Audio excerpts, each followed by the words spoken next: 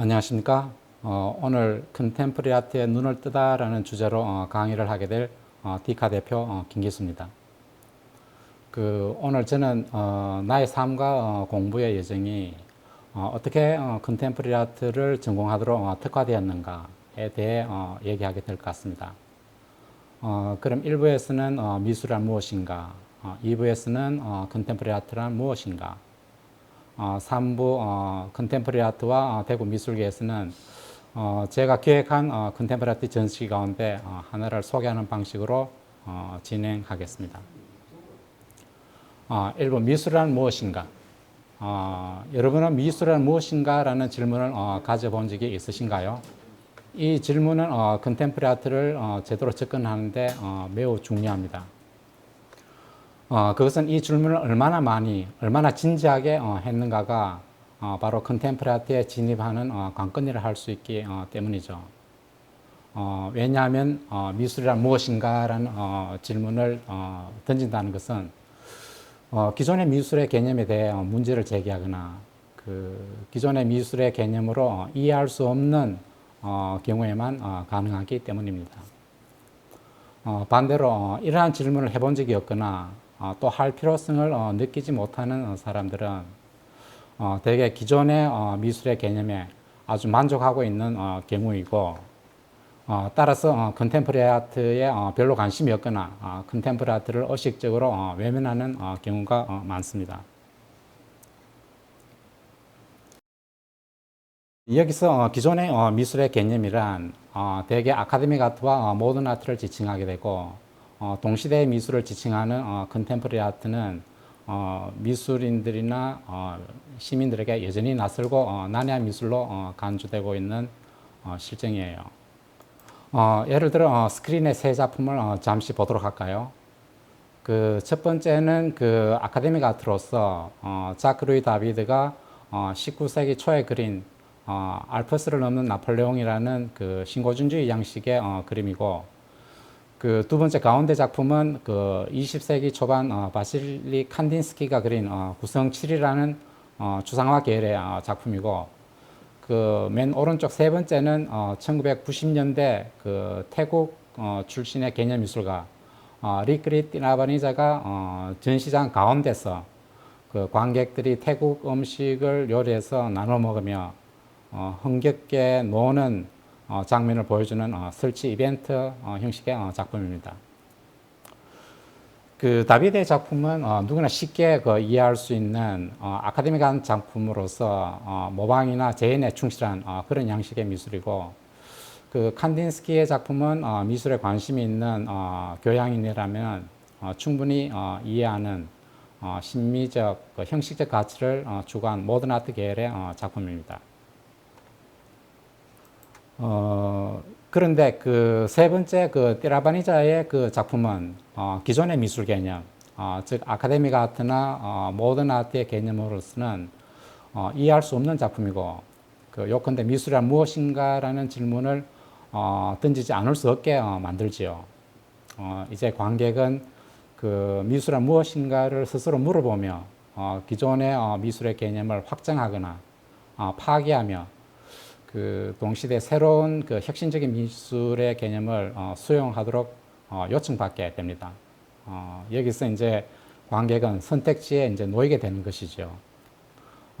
이러한 작품을 미술로서 받아들일 것인지 아니면 외면하고 거부할 것인지, 이러한 맥락에서 미술은 무엇인가라는 질문은 마르셀 듀샹이 셈이라는 작품을 통해 처음 제기한 것처럼 미술가에게나 시민들에게 컨템포러리 아트로 진입하는 하나의 관문이자 관건이 되는 대단한 중요한 질문이 됩니다.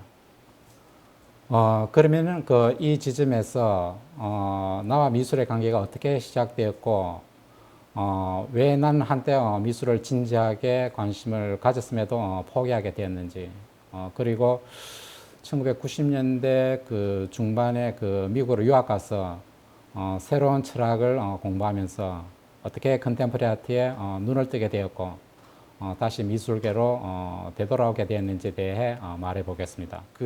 제가 미술에 대해 본격적으로 관심을 가졌던 것은 학부 3, 4학년 시절이었던 것 같아요.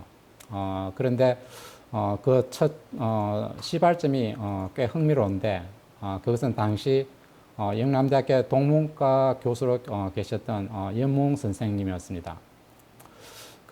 대학에 진학할 무렵 우여곡절 끝에 단지 책을 읽는 것을 좋아한다는 이유로 문학을 전공하기로 마음먹고 있을 즈음 우연히 시내 향촌동의 한 허름한 식당에서 고등학교 선배님을 만나게 되고 이런 고민을 이렇게 털어놓게 됩니다.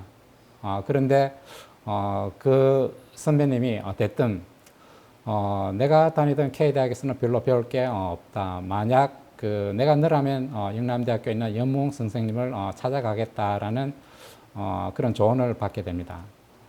저는 별로 망설임 없이 그 대학에 진학하여 첫 학기 수업에서 그로부터 민중시대의 문학이라는 책을 소개받고 그것을 읽고는 적지 않은 충격을 받게 됩니다.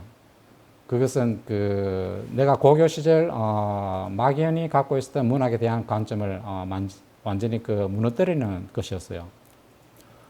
당시 나와 80년대 학번 세대가 공유하고 있었던 김동리나 황순은, 토마스 하디, 도스토옙스키, 헤르만 헤세, 윌리엄 썸셋 몸 등의 소설이나 당시 꽤 널리 알려져 있던 이어령이나 전혜린 등의 수필에 기초한 그런 문학관의 일대 번역을 요청하는 것이었습니다.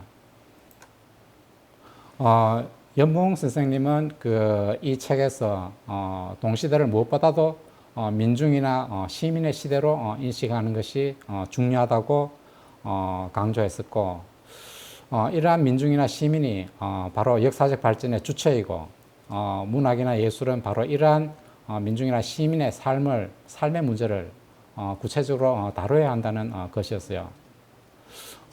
거의 논박의 여지가 없었던 연무웅 선생의 이 책은 곧 같은 대학에 재직하고 계셨던 영문가의 김종철, 사학과의 정석종, 미술대학의 김윤수 선생님의 존재를 알게 되었고 그들의 주요 책과 글을 탐독하게 되었습니다.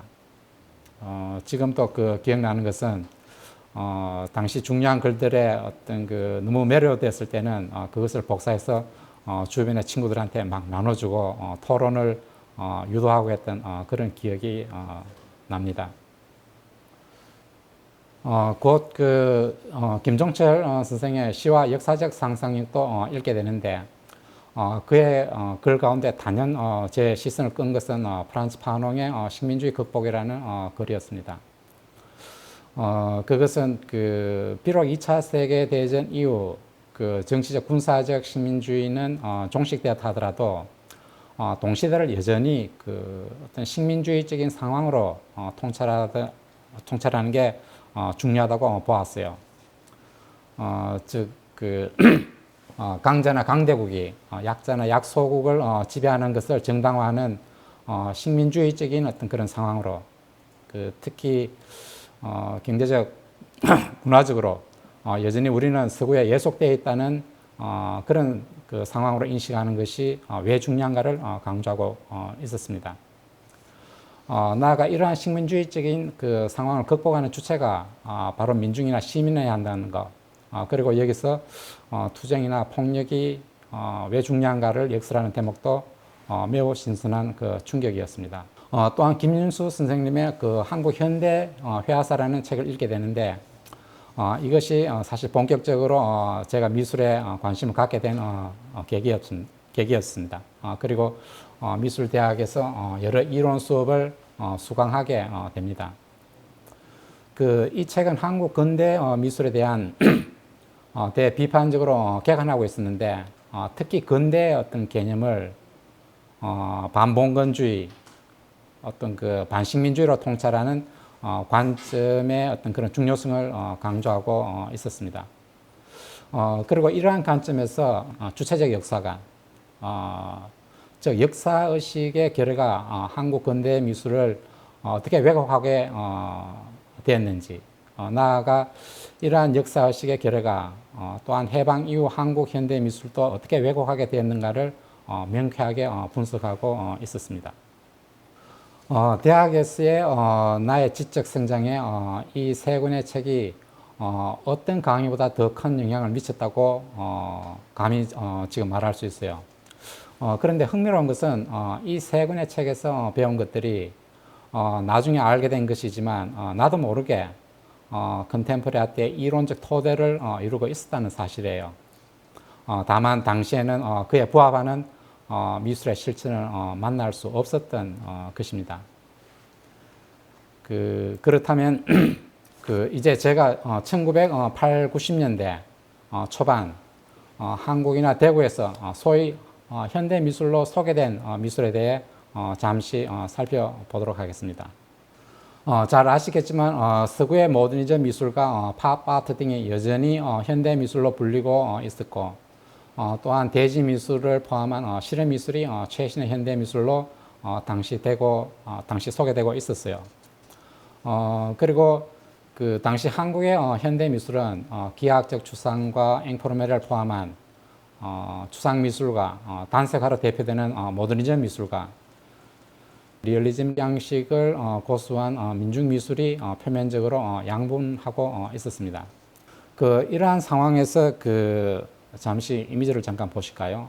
이를테면은 70년대 이완의 선으로부터 박스보의 어떤 묘법, 그리고 대구에서는 정정십의 상황, 장석수의 어떤 무죄라는 이러한 작품이 널리 현대 미술을 대표하는 양식으로 소개되고 있었고, 다른 한편 80년대에서는 민중 미술이 이를테면은 이목상의 보리밭, 그리고 대구 출신의 어떤 노원이의 어떤 철거 개고장, 이런 작품들이 현대 미술로 널리 소개되고 있었던 그런 상황이었습니다. 이러한 상황에서 나로서는 미술이란 무엇인가라는 질문을 던지며 미술과 시대의 관계에 대해 생각해 보지 않을 수 없었어요. 추상화나 단색화 계열의 모더니즘 미술은 심미적 형식적 가치를 추구한 미술로서 따라서 시대와 사회를 초월한 미술이고, 그리하여 나와 동시대인의 어떤 역동적인 삶을 외면한 미술이었기 때문에 이러한 미술을 동시대 미술, 즉 컨템포리 아트로 받아들일 수가 없었습니다. 다른 한편 민중 미술은 동시대 정치적 사회적 문제를 다뤘다는 점에서 높게 평가할 수 있지만, 구시대 양식인 리얼리즘이나 아카데미즘의 양식을 고수했고, 따라서 동시대 매체나 어떤 새로운 전략, 형식, 이러한 것들의 부재로 양식적인 한계를 가졌기 때문에 민중 미술 또한 컨템포리 아트의 주류로서는 뭔가 부족하다고 느끼고 있었습니다. 그리하여 오늘날 미술을 대표하는 모더니즘 미술이나 민중 미술이 이런 것들이 현대 미술을 대표한다 그러면은 뭔가 문제가 있다고 생각했었죠. 오늘 다양한 형태의 미술들이 공존하고 있고, 이들은 각각 그 나름의 역할이 있고 그 자체로서 존중되어야 하는 것은 분명하겠지만, 내가 이런 미술을 전공할 만큼 모더니즘 미술이나 민중 미술에 크게 매력을 느낄 수는 없었어요. 특히 민중 미술의 경우 현실 참여 미술로서 매우 중요한 역할을 맡아왔지만, 동시대의 다수 시민들의 마음을 움직여 그들이 주체가 되어 새로운 대안적인 어떤 문화를 만들어가는 데는 한계가 있다고 생각했습니다. 그래야 이 무렵 미술을 어느 정도 이제 관심에서 멀어지게 되고, 막연하지만 오늘날 인문학이나 예술과 어떤 오늘날의 지배 시스템은 자본주의 시스템과 의 역학관계, 특히 이제 자본주의 본산인 미국에서 마르크스 이론가들이 어떤 입장을 취하고 있는지, 연구 경향은 어떤지, 이런 것들에 좀 관심이 가고 공부하고 싶어서 유학으로 이제 가게 됩니다. 그러다가 마침 이제 뉴욕 주립대학교 철학과에서 이제 미학을 전공하게 됩니다. 이렇게 그 미술을 단념하고 미국으로 건너간 10여 년이 10년이 넘는 기간 유학 생활이 그 나로 하여금 그 비로소 동시대 미술 즉 컨템포리 아트에 눈을 뜨게 한 결정적인 기간이었습니다. 그 흥미로운 것은 그 전혀 의도하지 않았는데도 말이죠. 만약 의도했다면 아마도 미술사학과로 진학했겠지만 미술을 포기하고 그 철학과에 진학한 것이 오히려 역설적으로 컨템포리 아트를 제대로 전공하게 될 이론적인 토대를 쌓게 될 줄은 정말 몰랐으니까요. 말하자면 그 나의 유학 기간은 두 가지 측면에서 우연히도 컨템포리 아트를 전공하게 되는데 특화된 것처럼 이렇게 작동하게 되는데 그 첫 번째가 그 제가 다녔던 빙햄튼 소재 뉴욕 주립대학교가 특히 인문학 전체가 굉장히 진보적인 학교였습니다. 뉴욕 주립대학교 인문학에서는 그 학제간 프로그램이 대단히 그 활성화되어 있었고 철학과 대학원 수업에는 보통 3분의 1 정도가 영문학이나 비교문학, 뭐 사회학이나 인류학, 미술사학과 학생들이 수강을 하고 있었어요. 그리고 상당수의 철학과 학생들도 인접학과에 가서 빈번히 이제 수강하고 있는 그런 상황이었습니다. 서로 이제 활발한 토론이 이루어지는 것은 당연했겠죠.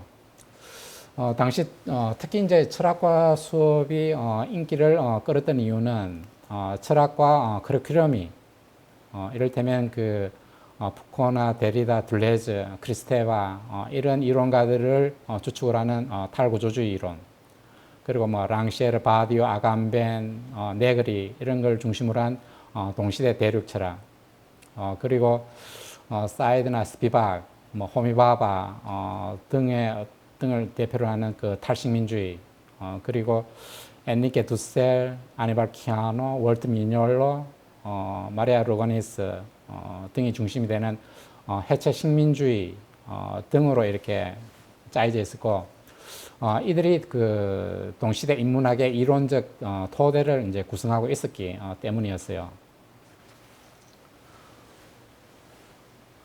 뉴욕 주립대학교 전체가 특히 철학과나 인문학이 이러한 커리큘럼을 운영하고 있었던 목적은 양차 세계대전을 거치면서 서구를 그 위기로 몰고 간 인문학, 즉 그 서구 중심주의를 표방하는 그 구조주의, 모더니즘, 식민주의 이런 것들과 직간접으로 연관된 그런 서구 근대 인문학을 그 비판적으로 이제 분석하고 성찰하면서 이 동시대에 걸맞는 대안적인 그 인문학을 구축하기 위해서 이 디자인됐던 것 같았어요. 개인적으로 그 처음에는 너무 힘들었고 이 충격의 그 연속이었지만 차츰 대학원 동료들과 친하게 이제 지내면서 따라갈 수는 있었습니다. 그런데 그 끊임없이 그 드는 의문은 왜 나는 한국의 어떤 대학이나 대학원에서 푸코나 데리다를 배울 수가 없었는지, 이러한 이름조차 제대로 들을 수 없었던가였어요. 달리 말하면은 그때 뭐 지금도 크게 다르진 않겠지만 한국의 인문학은 여전히 서구 중심주의를 표방하는 근대 인문학, 이를테면 구조주의와 모더니즘이 주류로 자리를 잡고 있었던 것이었어요.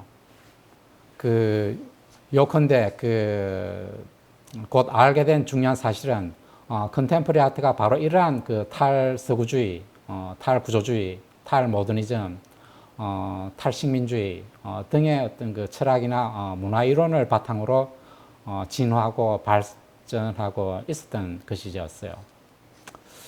이러한 철학이나 그 문화 이론의 핵심은 서구 근대 문명이 그 표방한 서구 중심주의, 백인 중심주의, 남성 중심주의 등이 어떻게 이 비서구나 유색인 여성을 그 폭력적으로 다루었는지를 이제 통찰하고 있었고, 이를 바탕으로 이제 새로운 그 대안적인 문화나 세계를 이제 모색하는데 있었습니다.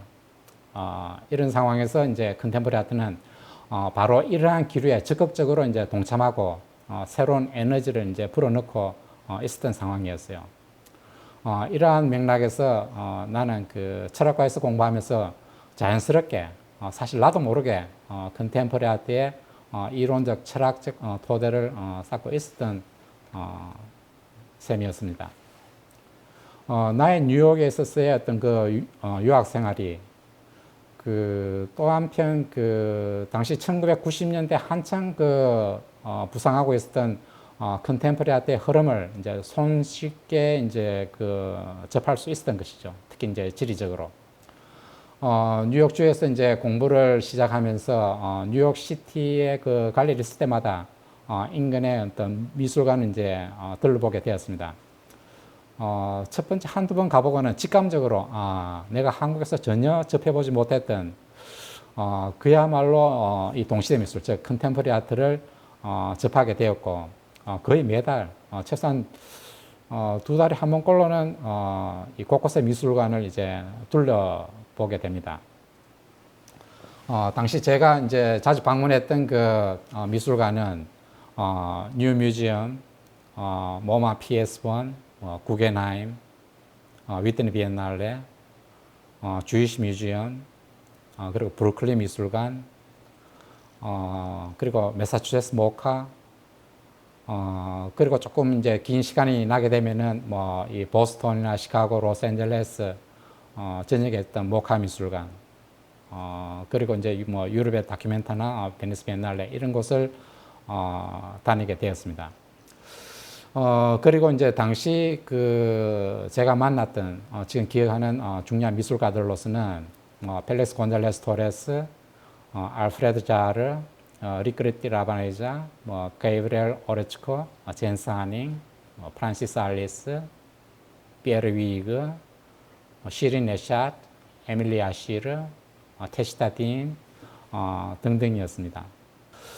이처럼 미술관을 둘러보면서 제가 잘한 것은 이제 당시 전시 도록이나 관련 책자를 계속 사모으고 있었어요.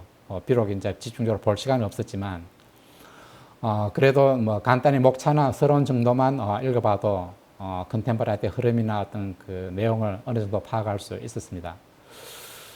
그리고 그 컨템포러리 아트가 왜 동시대 철학과 긴밀한 관계를 갖는가 또 이제 알게 된 것이죠. 저에게는 놀라운 발견이었고 나로서는 비로소 이제 포기해서 각성으로 이제 돌아서게 된 시점이었습니다.